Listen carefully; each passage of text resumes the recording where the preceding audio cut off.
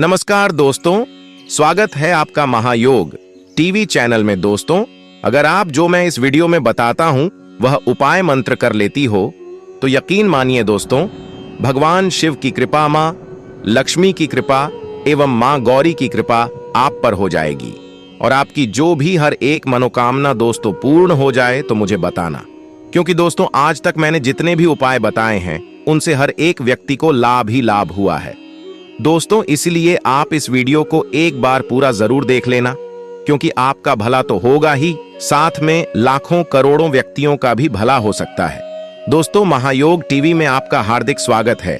कैसे हैं आप सब, ये बताने के लिए कमेंट बॉक्स में जय माता दी जरूर लिखें। दोस्तों, आज हम इस वीडियो में बात करेंगे मासिक शिवरात्रि व्रत के बारे में कि यह व्रत कब से शुरू करना चाहिए और कितने व्रत करने चाहिए। इसके अलावा हम आपको बताएंगे कि मासिक शिवरात्रि व्रत में अभिषेक और इसकी पूजा विधि क्या होती है। साथ ही व्रत रखने वाले को इस दिन क्या खाना चाहिए और क्या नहीं खाना चाहिए, इस व्रत के क्या नियम है, इस दिन क्या करना चाहिए और क्या नहीं करना चाहिए। साथ ही आपके मासिक शिवरात्रि व्रत का उद्यापन कब और कैसे करना है, इसकी भी जानकारी दोस्तों इस वीडियो में आपके मासिक शिवरात्रि व्रत से रिलेटेड संपूर्ण एवं पूरी जानकारी हम बताएंगे, जानकारी मिलेगी। लेकिन वीडियो शुरू करने से पहले आपसे रिक्वेस्ट है कि अगर अभी तक आपने हमारे YouTube चैनल का महायोग टीवी चैनल में को सब्सक्राइब नहीं किया है तो जल्दी से आप सबकी महायोग टीवी चैनल को सब्सक्राइब जरूर करें, क्योंकि दोस्तों इतनी ज्ञानवर्धक जानकारी आपको फ्री में कोई नहीं देगा। जो महायोग टीवी का संकल्प है कि हर एक भारतीय नागरिक को हर एक त्योहार की विशेष रूप से जानकारी प्राप्त कर सके, ये महायोग टीवी का एक मकसद है। टीवी चैनल को जरूर सब्सक्राइब करें और ज्यादा से ज्यादा शेयर करें। तो लाए शुरू करते हैं दोस्तों। हर माह के कृष्ण पक्ष की चतुर्दशी तिथि को मासिक शिवरात्रि का व्रत रखा जाता है। मानता है कि कृष्ण पक्ष की चतुर्दशी तिथि को महादेव को शिवलिंग के रूप में प्रकट हुए थे। जिस दिन यह घटना घटी थी उसे दिन को महाशिवरात्रि के नाम से जाना जाता है। लेकिन तब से हर माह के कृष्ण पक्ष की चतुर्दशी का दिन शिव जी को समर्पित हो गया। इस तरह हर माह आने वाले कृष्ण पक्ष की चतुर्दशी को मासिक शिवरात्रि के नाम से जाना जाने लगा। मानता है कि इस दिन यदि भगवान शिव की पूरे विधि विधान से पूजा की जाए तो असंभव कार्य भी कुछ ही दिनों में संभव हो जाता है। मानता है कि इस दिन व्रत रखने से व्यक्ति की सभी मनोकामनाएं पूरी हो जाती हैं और कठिन से कठिन काम भी बन जाते हैं। कुंवारी लोग इस दिन व्रत रखें तो उन्हें मनचाहा जीवन साथी मिलता है और शादीशुदा लोगों के जीवन की हर समस्या दूर हो जाती है। उनके जीवन में सुख और शांति आती है और जिन लोगों के संतान नहीं है उन्हें संतान प्राप्ति का आशीर्वाद मिलता है। दोस्तों, जो लोग इस व्रत को रखना चाहते हैं तो वह इसे महाशिवरात्रि से आरंभ कर सकते हैं या फिर सावन माह में पड़ने वाली शिवरात्रि से भी इस व्रत की शुरुआत कर सकते हैं।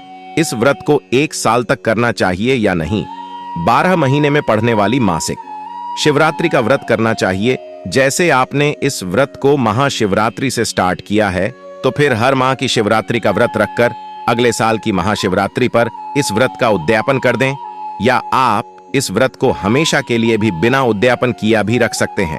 दोस्तों, आगे जानकारी बताने से पहले महायोग टीवी चैनल आपसे एक छोटा सा अनुरोध करना चाहेगा कि आप अपनी राशि को हमारे कमेंट बॉक्स में जा डाल दें, जिससे कि आपकी राशि के अनुसार हम भाग्य भी बताते हैं। आपके भाग्य में या फिर आपकी जीवन में जो समस्या है उसके समाधान का उपाय भी बताते हैं। इसलिए अपनी राशि को हमें कमेंट बॉक्स में जरूर बता दे दोस्तों। वैसे शिव जी की पूजा प्रदोष काल में करना उत्तम रहता है, लेकिन शिवरात्रि की पूजा निशिता कल्याणी अर्धरात्रि में करना सर्वोत्तम माना गया है। यदि आपने सीता कल में पूजा नहीं कर सकते हैं तो सुबह और शाम पूजा जरूर करें। आप मासिक शिवरात्रि व्रत के एक दिन पहले से ही सूर्यास्त के बाद तामसिक चीजों का त्याग करें।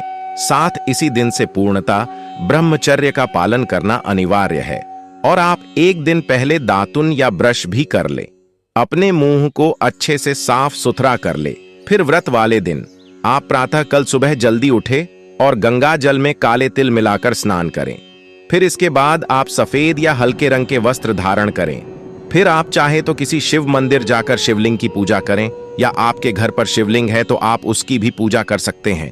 अब आप सबसे पहले व्रत का संकल्प लें। अपने सीधे हाथ में गंगा जल, अक्षत और पुष्प लेकर व्रत का संकल्प लें। आप संकल्प बोलते समय अपना नाम, अपना गोत्र और आपकी जो भी मनोकामना है उसको अवश्य बोले। फिर हाथ में जो जय अक्षर पर उसे शिव जी के आगे समर्पित कर दें। अब आप सबसे पहले गणेश जी का पूजन करें, साथ ही शिव पार्वती जी का भी पूजन करें। आप शिवलिंग का जलाभिषेक जरूर करें, साथ ही पंचामृत यानी दूध, दही, शहद और शक्कर से भी अभिषेक जरूर करें। इसके बाद पुनः शुद्ध जल से अभिषेक करें। अब आप शिव जी को सफेद चंदन लगे अक्षत अर्पित करें। बेलपत्र, भांग, धतूरा, आंकड़े का फूल, शमी पत्र जो भी आपके पास है उसे शिव जी को चढ़ाए। आप शिव जी को सफेद फूल जरूर चढ़ाएं। अब फल और सफेद मिठाई का भोग लगे। इसके बाद धूप दीप जलाएं। अब आप वहीं बैठकर एक माला ओम नमः शिवाय या श्री शिवाय नमस्तुभ्यम का जाप करें। आप जब रुद्राक्ष की माला से करें या हाथ से बेगिन कर आप जब कर सकते हैं। इसके अलावा शिव चालीसा, शिवाष्टक, रुद्राष्टक, शिव महापुराण या शिव तांडव स्तोत्र या शिव सहस्त्र नाम का पाठ भी कर सकते हैं। इसके बाद शिव जी की आरती करके पूजा में हुई भूल चुके लिए क्षमा जरूर मांगे। अब आप शाम के समय पुनः स्नान करें, शिव जी का विधिवत पूजा अर्चना करें।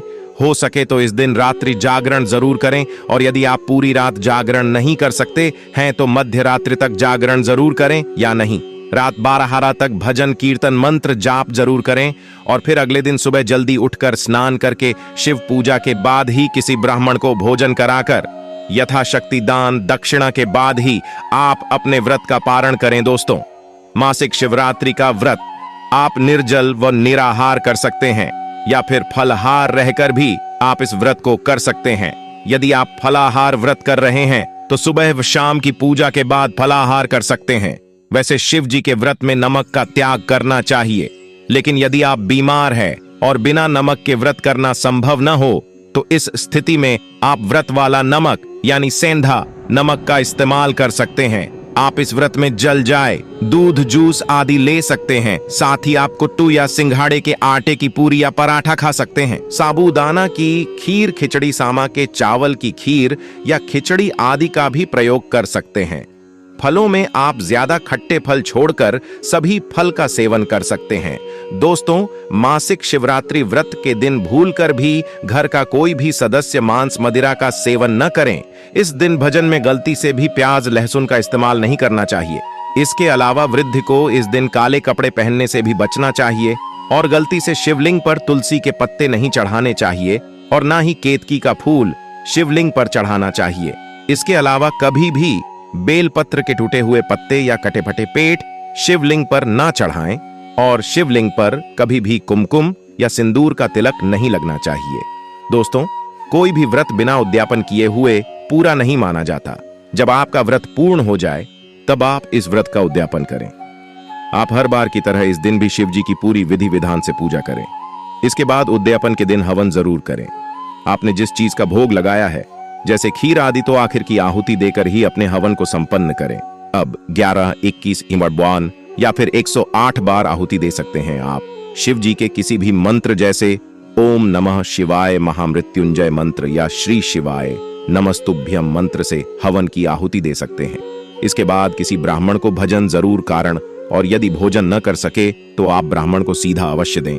सीधा का मतलब होता है एक टाइम का भोजन बनाने योग्य नाच, जैसे आटा, दाल, चावल, सब्जी, घी, नमक और कुछ दक्षिणा सहित दान करें। इस तरह से आप अपने मासिक शिवरात्रि व्रत का उद्यापन कर सकते हैं। तो आशा है कि आपके मासिक शिवरात्रि व्रत से जुड़ी ये जानकारी अच्छी लगी होगी। और अभी आपका कोई सवाल है तो कमेंट बॉक्स में अपने डाउट पूछ ले। साथ ही इस वीडियो को लाइक करें और ज्यादा से ज्यादा शेयर करें। साथ ही चैनल को सब्सक्राइब करें। दोस्तों, मैं आपको जितने भी उपाय बताए हैं, जो भी धार्मिक प्रयोग बताएं दोस्तों, ये जो महादेव की जो उपाय बताए हैं मैंने दोस्तों, अगर आपको कोई लाभ है जो आपको लाभ नहीं प्राप्त हो रहा है तो इस उपाय से वह लाभ तो जरूर हो जाएगा दोस्तों। पर आपको कई लोगों को लाभ नहीं होता है, तो वह किस कारण से नहीं होता है मैं आपको यह भी बता देता हूं। तो दोस्तों, उसका सबसे बड़ा कारण यह होता है कि जो उपाय हम बताते हैं इस माध्यम से आप उन उपायों को नहीं करते हैं। इसका सीधा सा कारण बस यही एक होता है कि जिस तरह से उपाय किसी को बताए जाते हैं वह इस तरह से उपाय को नहीं कर पाता है, इसलिए भी अनेक व्यक्तियों को लाभ की प्राप्ति नहीं हो पाती है। इसलिए दोस्तों, जिस तरह से उपाय को बताया जाए, उपाय आपको इस तरह से ही करना है। नमस्कार दोस्तों, स्वागत है आप सभी लोगों का भगवान शिव शंकर भोलेनाथ के YouTube चैनल पर। दोस्तों, जो आज का वीडियो है उसे बहुत ही ध्यान से देखना। आज मैं आपको बताने वाला हूं कि भगवान शिव शंकर भोलेनाथ के शिवलिंग पर चढ़े हुए बेलपत्र को खाने से क्या होता है। दोस्तों, अगर आपके जीवन में किसी भी प्रकार की कोई समस्या चल रही है, पैसे की कमी है, नौकरी नहीं लग पा रही है, बीमारियों से ग्रसित है या फिर बेटियों की शादी नहीं हो पा रही है, किसी भी प्रकार की कोई भी समस्या है, आज का वीडियो देखिए, आपकी समस्याओं का निवारण होगा अपने जीवन के। यह 5 से 10 मिनट, केवल 5 से 10 मिनट डीजे इस वीडियो को। और मैं आपसे वादा करता हूं, मैं खुद आचार्य रामचंद्र शुक्ल आपसे वादा करता हूं कि आपको भगवान शिव शंकर भोलेनाथ की कृपा बनेगी। दोस्तों, अगर आप वाकई में हिंदू देवी देवताओं को मानते हैं तो इस वीडियो को तुरंत लाइक कर दीजिएगा और पूरा वीडियो देखने के बाद कमेंट बॉक्स पर लिखे ओम नमः शिवाय। आपकी सभी मनोकामनाओं को भगवान शिव शंकर भोलेनाथ पूरा करेंगे। तो दोस्तों, आखिर क्या होता है, आपने सुना होगा कि जो शिवलिंग होती है उसे पर जो बेलपत्र चढ़ाया जाता है उसके खाने से क्या फायदे होते हैं।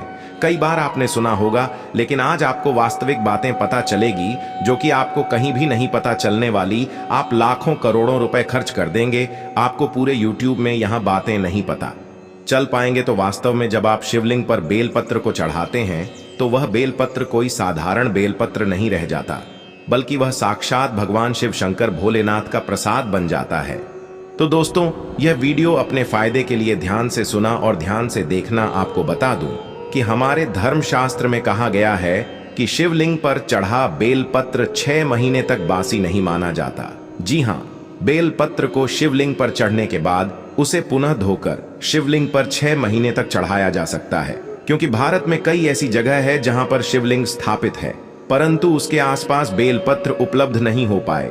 इसी वजह से कई लोग बेलपत्र उपलब्ध देना होने के कारण पुराने बेलपत्र का जो चोरा होता है उसको भगवान शिव शंकर भोलेनाथ को चढ़ाते हैं। ऐसा विधान है। तो दोस्तों, बेलपत्र को भगवान शिव जी पर चढ़ने के पीछे एक पौराणिक कथा है और कथा के अनुसार जब समुद्र मंथन चल रहा था, उसी समय समुद्र मंथन के दौरान अमृत के साथ कई और चीज भी निकली थी, जिसमें से एक विश्व निकला था। विश्व आप जहर भी कह सकते हैं। महायोग टीवी चैनल को सब्सक्राइब जरूर करें। और यह विश्व चारों ओर फैलने लगा था। उसी समय पूरी सृष्टि विश्व को बचाने के लिए, विश्व बचाने के लिए भगवान शिव शंकर भोलेनाथ ने इस विश्व को अपने कंठ में धारण कर लिया था। इसलिए महादेव को उसे दिन से नीलकंठ भी कहा जाने लगा। परंतु विश्व के प्रभाव से भगवान शिव शंकर के शरीर का ताप बढ़ने लगा, जिसकी वजह से आसपास का वातावरण जलने लगा और वहां देवी देवताओं ने प्राचीन वेद सलाहकारों से सलाह ली कि भगवान शिव शंकर को इस विश्व से कैसे बचाया जाए। तो दोस्तों, उसे समय जो प्राचीन वेद सलाहकार थे, उन्होंने सलाह दी कि आप भगवान शिव शंकर भोलेनाथ को बेलपत्र का सेवन कराया और भगवान शिव शंकर को उसे समय वहां पर जो भी उपस्थित देवी देवताओं ने तत्काल बेलपत्र खिलाया और जल्द से स्नान कराया। ठीक है। इसके बाद भगवान शंकर के शरीर में जो उत्पन्न गर्मी थी वह शांत होने लगी। तभी से भगवान शिव जी को बेलपत्र चढ़ाने की परंपरा मानी गई है। दोस्तों, शिवलिंग पर बेलपत्र अर्पित करने के बाद हमें जल जरूर चढ़ाना चाहिए। इससे भगवान शिव को शीतलता मिलती है और उनका आशीर्वाद हमें प्राप्त होता है। हमेशा ध्यान रखिएगा कि 3 पट्टी वाली जो बेलपत्र होती है वही शिव शंकर भोलेनाथ को आप चढ़ाई। जहां से बेलपत्र चिकनी होती है उसे तरफ से शिवलिंग पर आपको बेलपत्र चढ़ाना चाहिए। इस बात का आपको विशेष ध्यान रखना है कि कभी भी कटे फटे बेलपत्र भगवान शिव शंकर को आपको नहीं चढ़ता है। इसके पीछे भी एक कथा है, क्योंकि जब भगवान ने, शंकर जी ने जो है गणेश जी का सिर खंडित कर दिया था, तभी से भगवान शिव शंकर भोलेनाथ ने संकल्प लिया था कि कभी भी मुझे कोई खंडित चीज है नहीं चढ़ाई जाए, ना ही अर्पित की जाए। तब से भगवान शंकर जी को कभी भी कोई चीज खंडित नहीं चढ़ाई जाती है, चाहे वह बेलपत्र हो। दोस्तों, आप वीडियो को लाइक करते हुए चलेगा और वाकई में भगवान शिव शंकर भोलेनाथ की कृपा चाहते हैं। चैनल को सब्सक्राइब कर लीजिएगा, क्योंकि हमारे चैनल के माध्यम से प्रत्येक दिन आपको वैसे जानकारी दी जाएगी जो आपके दैनिक जीवन में आपका जानना अत्यंत आवश्यक है। और हिंदू भाइयों को यह वीडियो शेयर भी जरूर की जगह। तो दोस्तों, हम थे शिवलिंग पर। अगर आप प्रतिदिन बेलपत्र चढ़ाई तो सभी प्रकार की समस्याएं आपकी दूर हो जाएंगी। भगवान शंकर जी के भक्तों को कभी भी पैसे की समस्या नहीं रहती है। जो बेलपत्र को तिजोरी में रखते हैं उनके तिजोरियों में बरकत आती है, पैसे की समस्या खत्म हो जाती है। दोस्तों, आप इस वीडियो को ध्यान से देखते रहिएगा, क्योंकि बेलपत्र से जुड़ी संपूर्ण जानकारी आपको यहां पर प्राप्त होगी। साथ में यह जानकारी हमारे सभी हिंदू भाइयों में बहनों को जानना अत्यंत आवश्यक है। दोस्तों, वीडियो में जो जानकारी बताई जा रही है, यह जानकारी आप लाखों करोड़ों रुपए खर्च करके भी कहीं नहीं प्राप्त कर पाएंगे, नहीं यूट्यूब पर कर पाएंगे। कितना भी वीडियो देख लीजिए, इस प्रकार की जानकारी आपको नहीं। महायोग टीवी का संकल्प है सही जानकारी पहुंचाना मिलेगी। इसलिए आप सभी दर्शकों से हाथ जोड़कर प्रार्थना है कि इस वीडियो को ज्यादा से ज्यादा लोगों तक पहुंचा दीजिए। जी हां दोस्तों, मैं कहना चाहूंगा कम से कम आप 10 से 15 लोगों को तो यह वीडियो शेयर कीजिएगा, ताकि आप भी हिंदू भाइयों बहनों के सौभाग्य तुम काम करें। दोस्तों, इस प्रकार की जानकारी बहुत ही अनमोल होती है। बाद में चलकर यह जानकारी हमारे लिए काफी फायदेमंद साबित होती है। तो आइए जानते हैं बेलपत्र संबंधित कुछ विशेष जानकारी। दोस्तों, हम आपको बता दें कि प्राचीन पुराणों में बताया गया है कि कुछ विशेष समय होता है जिनमें बेलपत्र को कभी भी नहीं तोड़ना चाहिए। जी हां दोस्तों, कुछ ऐसे विशेष तिथि जिन बेलपत्र को आपको कभी भी नहीं तोड़ना चाहिए, जैसे कि हमारे धर्मशास्त्र में रहते हैं। बेलपत्र को हमेशा चतुर्थी, अष्टमी, नवमी, दशमी, अमावस्या और पूर्णिमा और संक्रांति के तिथि में आपको कभी भी नहीं तोड़ना चाहिए। साथ में सोमवार के दिन बेलपत्र को कभी भी नहीं तोड़ना चाहिए, क्योंकि विशेषकर बेल के पेड़ पर बेलपत्र में भगवान शिव शंकर सोमवार के दिन वास करते हैं, क्योंकि बेलपत्र के संपूर्ण हिस्से में भगवान शिव शंकर का वास माना जाता है। एवं बिल पेड़ों के मध्य भाग में भगवान विष्णु जी का भी वास माना जाता है।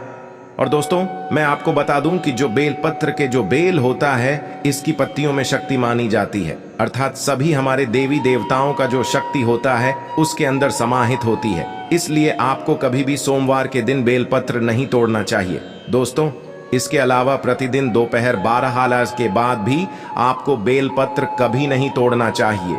यह हमारे धर्म शास्त्रों में लिखा है। और आप फिर भी बाद अगर बेलपत्र को तोड़ते हैं तो इससे आपको पाप लगना निश्चित है। वीडियो को जरूर लाइक करते हुए चलेगा।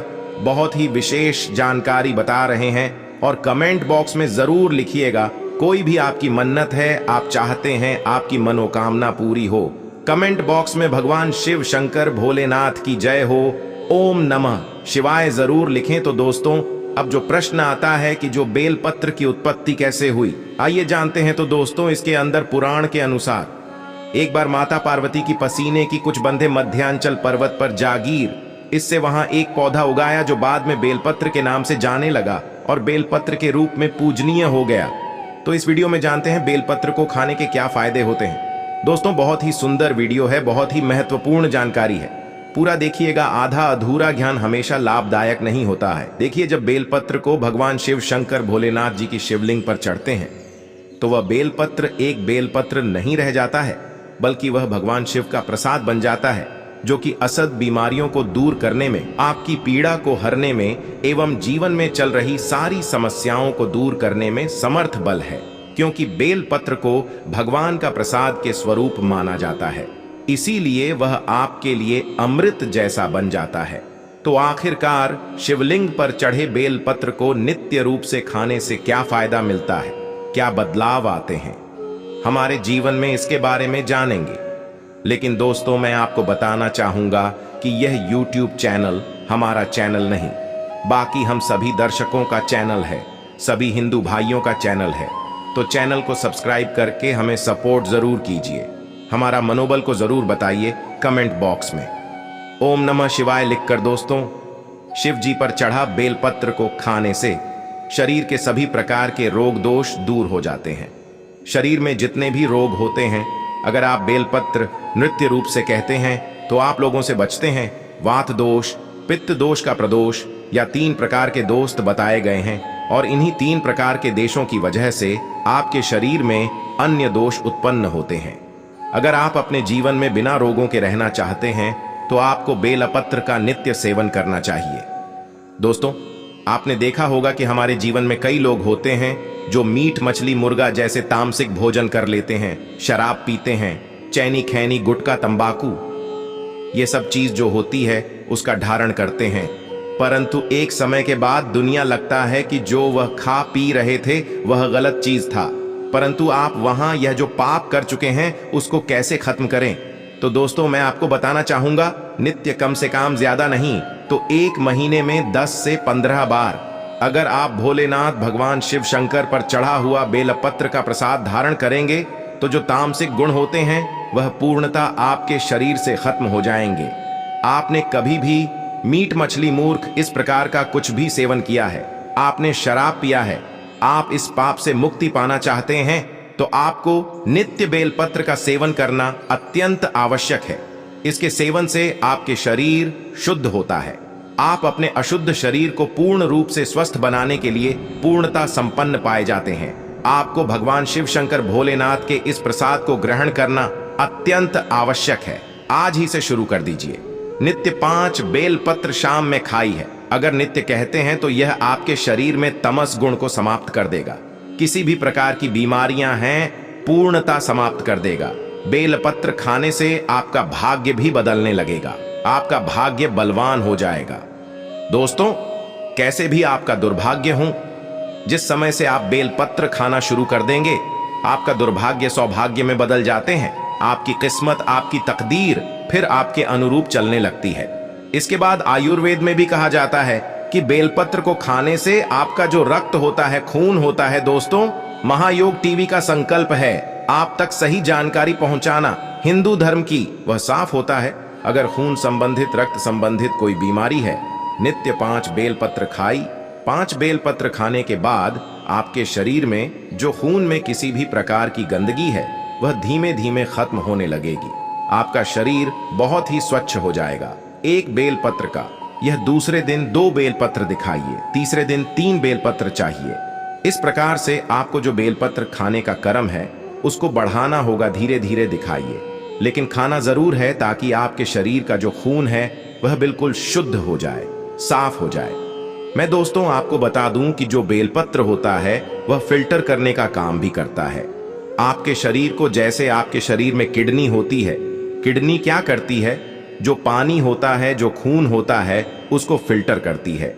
उसी प्रकार से जो बेलपत्र है वह भी आपके शरीर में जो अशुद्ध चीज होती है, आपका खून में जो गंदगी होती है उसको साफ कर देते हैं, फिल्टर कर देता है। दोस्तों, कमेंट बॉक्स में जरूर लिखिएगा ओम नमः शिवाय और वीडियो को लाइक करते हुए चलेगा। सभी दोस्तों को यह शेयर कीजिएगा। बहुत ही जानकारी, महत्वपूर्ण जानकारी है। साथ में दोस्तों, हम आपको बताना चाहेंगे शिवलिंग पर चढ़ा बेलपत्र नेट रूप से 1 महीने तक खाने से आपकी सभी इच्छाओं की पूर्ति होगी कि यह पैसा मुझे मिल जाए।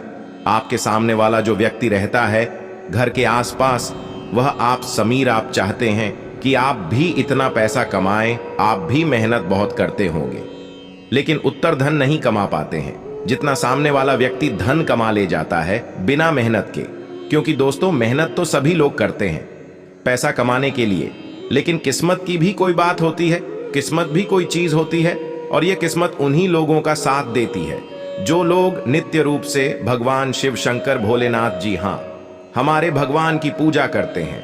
और भगवान आपको मालूम है, भगवान शंकर का जिनके ऊपर आशीर्वाद होता है उन पर कभी भी किसी प्रकार की समस्या नहीं आती है, किसी भी प्रकार की बीमारी नहीं लगती है, पैसे की कमी नहीं होती है। दोस्तों, आपके जीवन में खुशी कम है, आप पैसा भी है आपके पास खुशी लेकिन नहीं है, शांति नहीं है, आपके मन में हमेशा समस्या बनी रहती है, कोई ना किसी प्रकार की उलझन बनी रहती है। तो आप विश्वास रखेंगे, बेलपत्र का सेवन करिए, हमेशा आपका मंत्र जो शांत रहेगा, किसी भी प्रकार की कोई समस्या नहीं आएगी। आजकल के दैनिक जीवन में देखा गया है, लोग छोटी से छोटी बातों में चिड़चिड़ा जाते हैं, गुस्सा करने लगते हैं, घर में रहने वाले लोगों से आसपास में लड़ाई झगड़ा करने लगते हैं, क्योंकि उनका मन जो होता है वह शांत नहीं होता है। यही वजह है, अगर आप बेलपत्र का सेवन करेंगे तो ये सारी समस्याओं का समाधान आपको मिलेगा।